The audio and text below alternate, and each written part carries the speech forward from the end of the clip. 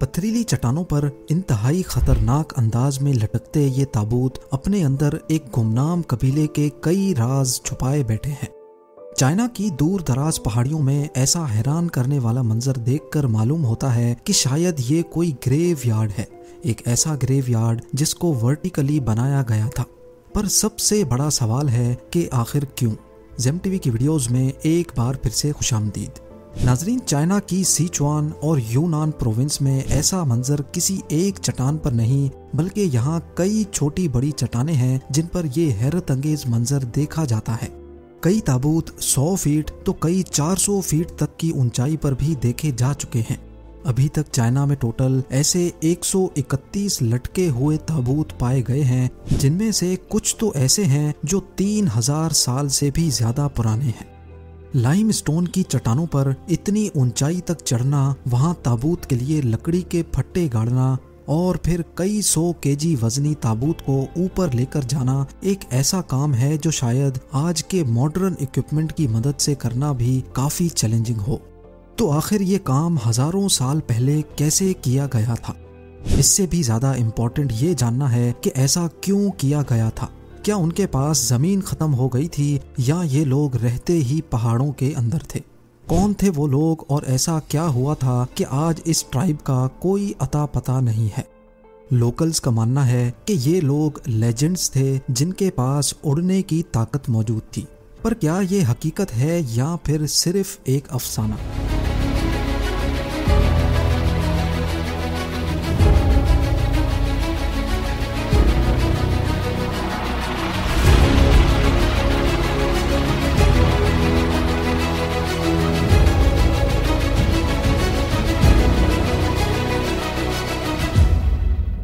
तीन 3000 साल पहले चाइना की सिचुआन और यूनान प्रोविंस में बो के नाम से एक कबीला रहता था।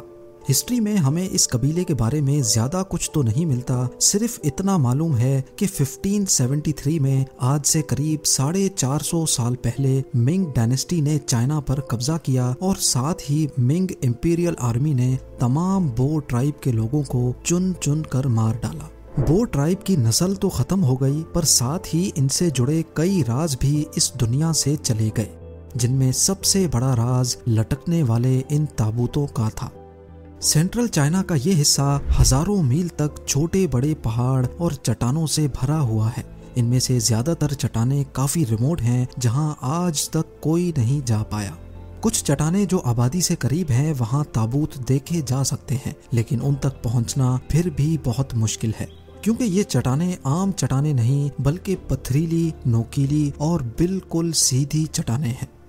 कई ताबूत तो चट्टानों पर दूर से ही नजर आ जाते हैं, लेकिन क्योंकि ये ताबूत चट्टानों में कैमोफ्लाज हो जाते हैं, इसी वजह से इनको रैंडम चट्टानों पर ढूंढना बहुत ही ज्यादा मुश्किल है। रिसर्चर्स ने मिलने वाले चंद ताबूतों का सैंपल लिया तो मालूम पड़ा कि इनमें से सबसे पुराना 3000 साल पहले बनाया गया था। इसी एविडेंस से हमें ये मालूम पड़ा है कि बो ट्राइब के लोग 3000 साल पहले भी यहाँ रहा करते थे। एस्टीमेट लगाया गया है कि इस प्रोविंस में मजीद हजारों ताबूत छुपे हो सकते हैं। जाहिर है जो कबीला इतना पुराना हो उसके सिर्फ 131 ताबूत कैसे हो सकते हैं।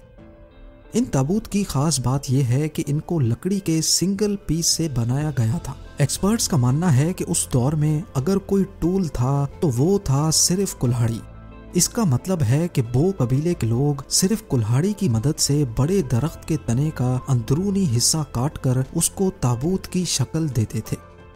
China exploration and research society की तरफ से एक कैंपेन अरेंज की गई, जिसमें दुनिया भर के आर्कियोलॉजिस्ट और रिसर्चर्स ने छुपे हुए इन हैंगिंग कॉफन्स को ढूंढने का फैसला किया ताकि इस मिस्ट्री को सुलझाया जा सके। नदरन यूनान में एक चट्टान पर जहां 6 कॉफिन्स लटके थे, रिसर्चर्स ने इन तक पहुंचने का प्लान बनाया। कॉफिन्स तक डायरेक्टली पहुंचना एक्सपीरियंस्ड क्लिफ क्लाइंबर्स के लिए भी काफी मुश्किल था। इसी वजह से क्लिफ पर दूसरे रास्ते से चढ़कर रस्सियों की मदद से क्लाइंबर्स को नीचे सीधा उन 6 कॉफिन्स तक उतारा गया। ये बहुत ही खस्ता हाल के कॉफिन्स थे, जिनको लकड़ी के जिन तनों पर सपोर्ट देकर रखा गया था वो भी बिल्कुल गल चुकी थी और किसी भी वक्त टूट सकती थी। क्लाइंबर्स को इन ताबूतों के अंदर जो कुछ मिला उसने इस मिस्ट्री को सुलझाने के बजाय मजीद उलझा दिया। जी हाँ, इनमें मौजूद हड्डियों के सैंपल्स पर जब रिसर्च की गई तो मालूम पड़ा कि हर ताबूत में 1 से ज्यादा इंसानों की हड्डियां मौजूद थीं।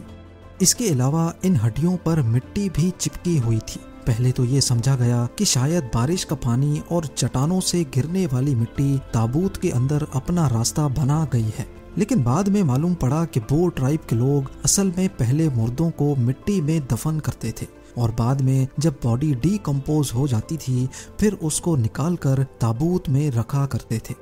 ढांचे को ताबूत में डालकर खाली हिस्सों में रेत भर दी जाती थी, शायद इसलिए ताकि ताबूत को ऊपर चढ़ाते वक्त अंदर मौजूद हड्डियां हिल ना सकें। इस रेत की वजह से ही ये ताबूत 250 केजी वजनी है। तो अब सवाल ये है कि जिन चट्टानों पर अकेले इंसान का चढ़ना भी नामुमकिन है, वहां तक इतने वजनी ताबूत को कैसे ले जाया गया? जाहिर है उस दौर में बो ट्राइब के पास कोई मशीनरी तो नहीं थी, लेकिन 3000 साल पहले बो ट्राइब के पास रस्सियां, छेनी हथौड़ा और सबसे बढ़कर मैन पावर मौजूद थी। जिन चट्टानों पर बो ट्राइब ने ताबूत रखे थे उनकी जब तफसील से जांच की गई तो रिसर्चर्स को यहाँ चट्टान पर छोटे छोटे सुराख हुए भी मिले। ये सुराख किसी सूरत भी नेचुरल नहीं लग रहे थे, बल्कि इनको किसी ने छेनी और हथौड़े की मदद से किया था। ऐसा मालूम होता है कि इन सुराखों का जरूर इन ताबूतों से कोई कनेक्शन है। शायद वो लोग इसमें बांस के डंडे डालकर ऊपर चढ़ने के लिए एक सपोर्ट बनाते थे। इस मिस्ट्री को सॉल्व करने के लिए एक एक्सपेरिमेंट करने की जरूरत थी। 2003 में डिस्कवरी चैनल की एक टीम ने ये एक्सपेरिमेंट करने का फैसला किया। उन्होंने हूबहू बो ट्राइब जैसा ताबूत सिर्फ कुल्हाड़ी की मदद से तैयार किया। उसके बाद चट्टान में सुराख करके उसमें बांस का डंडा फंसाया गया जिस पर एक आदमी आसानी से खड़ा हो सकता था। इसी तरीके से 5 से 6 फीट के फासले पे चट्टान पर सुराख किए गए और उसमें डंडे गाड़े गए। ये बांस के डंडे एक तरह के स्टेप्स थे जो चट्टान पर ऊपर चढ़ने के काम आते थे। जिस हाइट पर ताबूत को रखा जाना था वहाँ एक डंडे को पुली के तौर पे इस्तेमाल किया गया। आजकल की मॉडर्न पुली में तो बॉल बेरिंग होती है जिससे रस्सी को गोल घूमने में आसानी हो जाती है। बांस का डंडा ऊपर से स्लिपरी होता है जो लगभग बॉल बेरिंग जैसा ही इफेक्ट देता है। रस्सी को इस देसी पुली से गुजारकर ताबूत को दूसरी तरफ से ऊपर खींचा गया। क्योंकि पुली की मौजूदगी से 50% लोड कम हो जाता है, इसी वजह से वर्कर्स ने बड़ी आसानी से ताबूत को 300 फीट ऊपर पहुंचा दिया। ऊपर मौजूद वर्कर्स का दूसरा ग्रुप जिसने ऑलरेडी चट्टान पर लकड़ी की बेस बना रखी थी, उन्होंने ताबूत को बेस पर रख दिया। 12 लोगों की शिरकत और 3 दिनों की मेहनत के बाद रिसर्चर्स का एक्सपेरिमेंट कामयाब हो चुका था और उनका ख्याल है कि बो ट्राइब के लोग भी इसी तरीके से ताबूत ऊपर चढ़ाया करते थे। मिलने वाले कई ताबूतों के अंदर फाइन लिनन से बने ऐसे कपड़े भी मिले। उन कपड़ों का डिजाइन हूबहू इसी तरह दिखता था। इससे ये जाहिर होता है कि बो ट्राइब के लोग सिल्क वॉर्म्स की कल्टीवेशन के माहिर थे। इसके अलावा ये लोग बहुत ही रिफाइंड लिनन भी बना सकते थे। इसी रिसर्च के दौरान एक्सपर्ट्स को बो ट्राइब से रिलेटेड एक बहुत ही इंटरेस्टिंग एविडेंस मिला।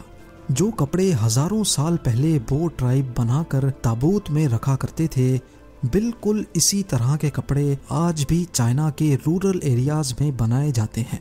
ये इस बात की निशानी है कि मिंग डायनेस्टी में मारे जाने वाले बो ट्राइब की पूरी नस्ल खत्म नहीं हुई थी, बल्कि कुछ लोग तब जिंदा बचने में कामयाब हो गए थे। बच जाने वाला बो ट्राइब अब कहाँ है और वो अब अपने एंसेस्टर्स की ट्रेडिशंस को पूरा क्यों नहीं कर रहा, ये भी एक अलग मिस्ट्री है। सिचुआन यूनिवर्सिटी से ताल्लुक रखने वाले प्रोफेसर लिन चेंग, जिन्होंने अपनी जिंदगी के 30 साल इन हैंगिंग कॉफिन्स पर रिसर्च करके गुजारे हैं, उनका कहना है कि कॉफिन्स को पथरीली चट्टानों पर रखने के 2 रीजन हो सकते हैं। पहला ये कि कॉफिन जितना ऊंचाई पर होगा वो उतना जल्दी मुर्दे को हेवन तक, जन्नत तक पहुंचा पाएगा। दूसरा रीजन काफी प्रैक्टिकल है, वो ये कि बो ट्राइब अपने प्यारों की बॉडी को जंगली जानवरों और दुश्मनों से बचाना चाहता था और चट्टानों के बीच में लटकाने से कॉफिन्स तक पहुंचना करीब नामुमकिन ही है। बो ट्राइब और हैंगिंग कॉफिन से रिलेटेड आज हमें जो कुछ भी मालूम है वो महज सिर्फ थ्योरेटिकल बातें हैं। आपकी नज़र में बो ट्राइब ऐसा क्यों करता था, मुझे कमेंट करके ज़रूर बताइएगा। उम्मीद है जेम टीवी की ये वीडियो भी आप लोग भरपूर लाइक और शेयर करेंगे। आप लोगों के प्यार भरे कमेंट्स का बेहद शुक्रिया। मिलते हैं अगली शानदार वीडियो में।